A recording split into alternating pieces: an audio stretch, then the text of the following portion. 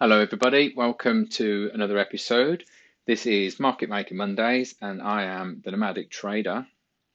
I appreciate you clicking on another video and watching another episode. And if this is your first time, what this series aims to do is to give you an overview of last week's price action, where we traded, what liquidity we took, where it could be going for delivery, and then also having a look to identify opportunities for the coming week. And I definitely encourage you to use this alongside your own narrative and your analysis. And I'm going to start, as I always do, on the monthly time frame. So if we go up to the monthly, so originally I saw that this here was rejecting price, which has created this swing low on the monthly time frame, and then we'd actually created what I thought was going to be a bullish order block. So we were trading up here last week, the week before, just before actually so 2 weeks ago, before the monthly candle came to a close, we were actually starting to trade higher. And what we did is we've actually grabbed the liquidity here and then we traded lower. But if you just look at that there, that's exactly 50% of that order block, or at least that area of significance where we are building building orders within price. So I'm going to use the parallel channel tool to highlight. I have been just highlighting the body, but what I wanted to do is I wanted to highlight the entire range here, and I'll show you why. So we've got this area here, this has been rejected, and then we've got this dealing range from the swing high on the monthly to the swing low down here. And we've actually respected that 50% mark. We've also rejected it, and now we are in a discount. And I'm going to be anticipating this to go lower. However, if anybody's been following along on my Twitter, on my community tab on my channel, you'll see that I've actually shared a structure diagram where it looks like we could actually be formulating a long-term reversal to go higher. But I'm not going to marry that narrative. I am just going to hold that in mind as a possibility. But if you just have a look here where we are respecting these levels, there's definitely a lot of volume that's trading around here. So that's the monthly time frame added on. We've already taken the low on this, and last week and also in the weekly update, I did anticipate a follow through of this candle to see if we rejected this 50% mark. So that's my monthly time frame. And the reason why I've actually changed the way that I've drawn on this parallel channel, so this is actually the upper boundary and the lower boundary and the mean threshold of that overall order block on the monthly time frame. And I changed it just because price is respecting those key levels a lot more accurately. So what we've actually done is we've created technically we've got an intermediary swing here. We've also got one here, or this one as well. And then if this was a long-term reversal back to the upside, we would expect to see another swing here. So on the daily time frame, that would be a swing low, either side of a lower swing low. So it gives us a fractal. So we've got this swing low, and then a higher swing low here after we've traded back into this bullish order block. So on the monthly time frame, it does actually look like it's just going to continue lower. So I am actually going to go with that in mind, but I'm going to be very conscious that when I'm seeing moves back to the upside, I'm going to be questioning whether or not that is the start of a move higher to come up and to take all of this liquidity here. And also we seem to have a bit of a three drives here, and then we've broken this short-term high here. So we've got this here. I'm not going to excuse me, I'm not going to draw another key level here because we've got the mean threshold of that bullish order block on the monthly. What I will do is I will draw the dealing range here just to show you, and then I'll remove it on the weekly time frame. Now, the way that price moves, if we are in a bullish environment, we will go higher, high, higher, low, higher, high, higher, low, higher, high. And then if we are to reverse, we could either go down like this, which would be an OTE once we've traded into a higher time frame objective, and then come lower for confirmation. Or what we could do is we could go higher high, higher low, higher high, higher low, higher high, and then lower like that into the breakout, and then down for full confirmation. So this is what gives you your crown or your head and shoulders. And if you look at this, the opposite of that, it could actually form here. But each one of these here on the observed time frame, and in this situation, we will keep it nice and neat. And this is the weekly. So we've got the high here, which if I move, is that right? If I was to copy this here, so we've come down, and then we've actually, let's just include that there, and then we've come up and then come back down again. So if you notice at the top here, we'd actually create a swing high, and then down here for the pullback, we create a swing low. So you've got your low and then your high low each side. And then when you observe that on the lower time frames, like the 1 hour time frame, that would actually be a long-term swing low on the lower time frame. So it would actually give you a big fractal of it.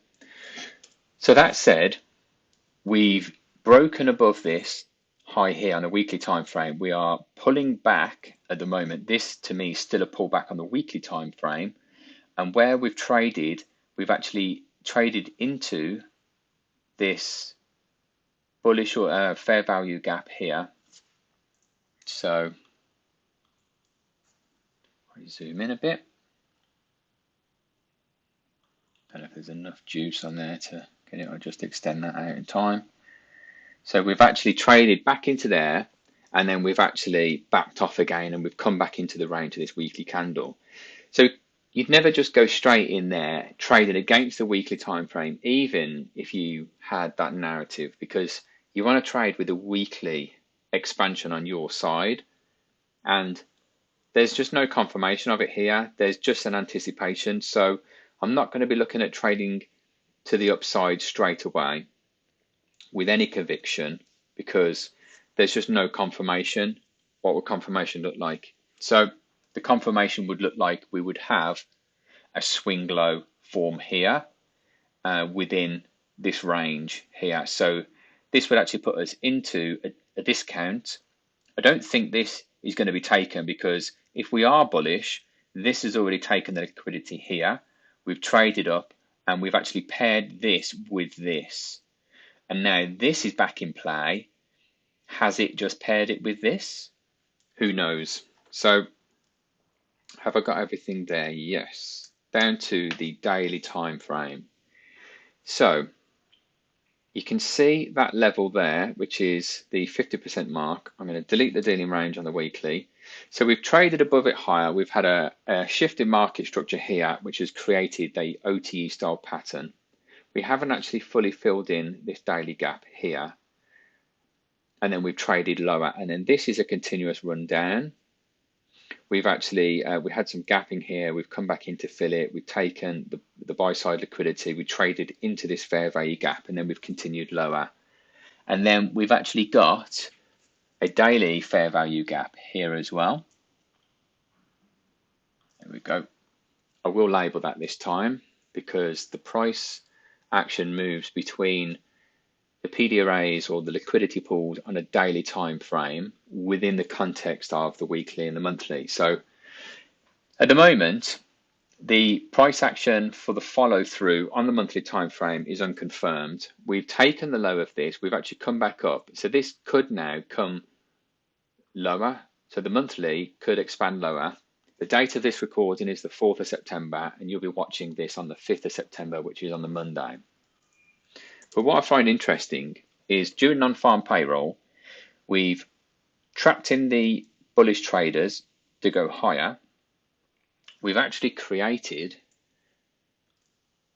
these equal highs here on the daily time frame, which will give me the buy side liquidity near term.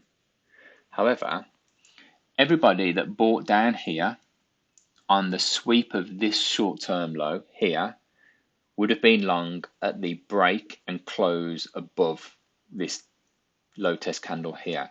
So people are long here. People are also jumping in long here at a tiny, tiny break, but also people are short here as well. Whoops. So where are their stops likely to be? Down here. There's my near-term sell side liquidity.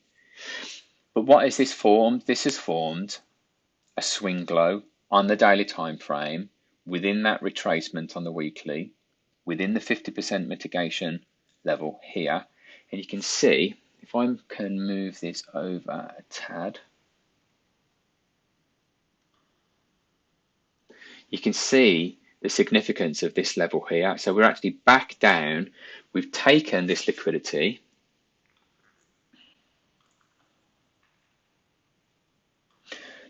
And we are within a discount here with a confirmed swing low. So if the market wanted to go lower on Friday after non-farm payroll, which is usually fireworks for anything US dollar, why didn't we trade lower than that? So we could be just basically just tricking people into the market to build more stops here, or we might not want lower prices. This might have actually been enough where it's actually come in here. So into the start of this week, at the time that you are watching this, depending on the time that you've actually watched it in your local time zone after the daily open, I'd be expecting one of two things: either a gap down higher or lower, a fill of the gap or an abandonment of the gap, and then we could come up to take this buy side liquidity to come lower. Or what we could do is we could just trade up into the range of this daily candle to induce short-term buyers into the market. That might be enough. So maybe up to the open price here. That would be a significant level to keep in mind.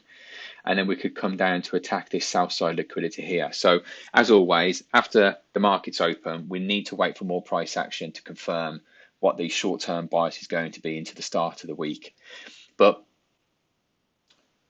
it's a hunch, and I'm going to just keep it as that. I'm not going to say it with much conviction, but I feel like we could come back down to tag some of this, like as soon as we open in the market between Asia and London, come down to sweep some of this, and then I'll just be observing price action here on the 1 and the 4 hour time frame, which I'm going to go down to and I'm going to have a look at now.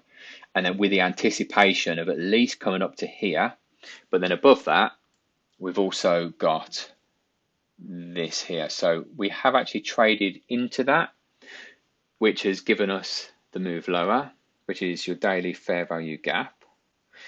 But there is going to be some more buy side liquidity here. So if we come up to this level here, I'll be looking to see if price wants to reverse back to the downside, or if we just continue to push higher into this region.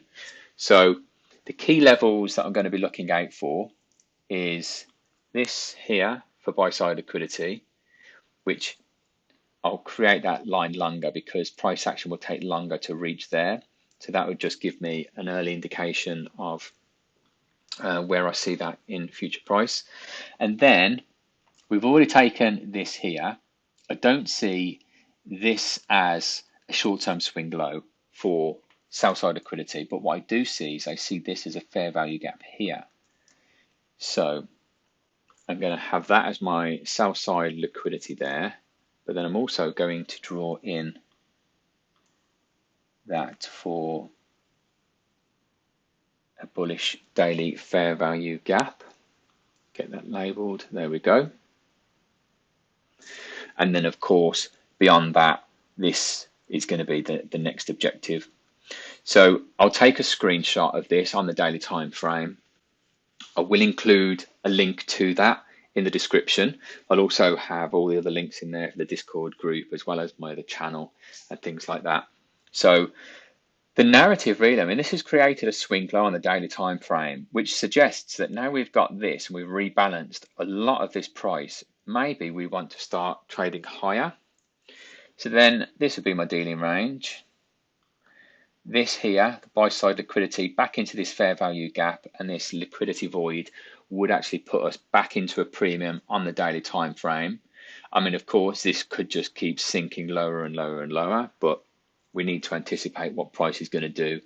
And then I'll be trading 1 hour structure with like the 4 hour to make it a little bit easier. So if we go down to the 4 hour time frame, just excuse me. Let's have a quick drink.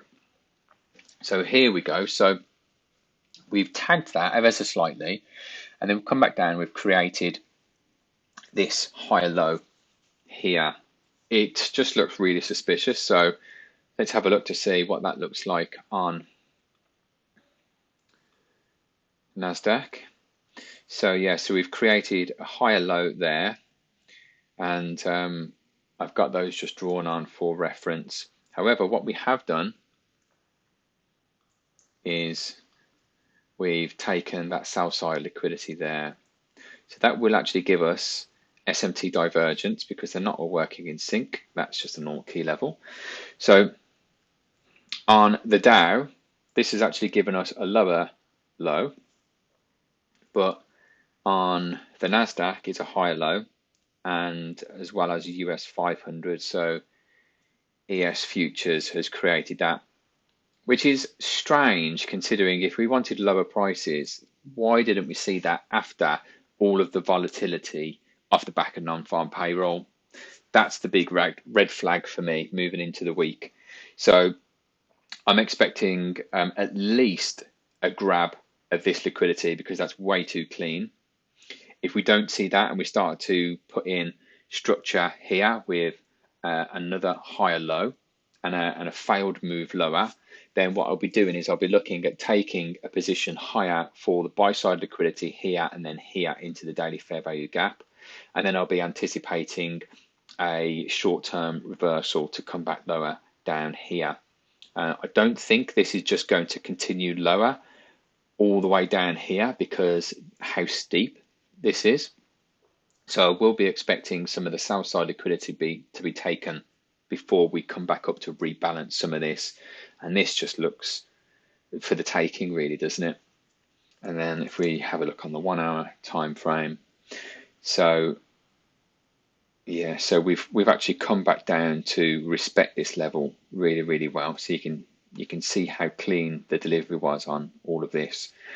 So some of you have actually asked in the comments, as well as in the Discord group, about the market maker buy and sell model. And in summary, because I will be doing a detailed video on that, I've been looking into it and I've been back testing it, and you'll see consolidation before a higher time frame objective. So in this situation here, this would have been 15-minute consolidation. Oh, sorry. It's my cheating indicators. So you have consolidation.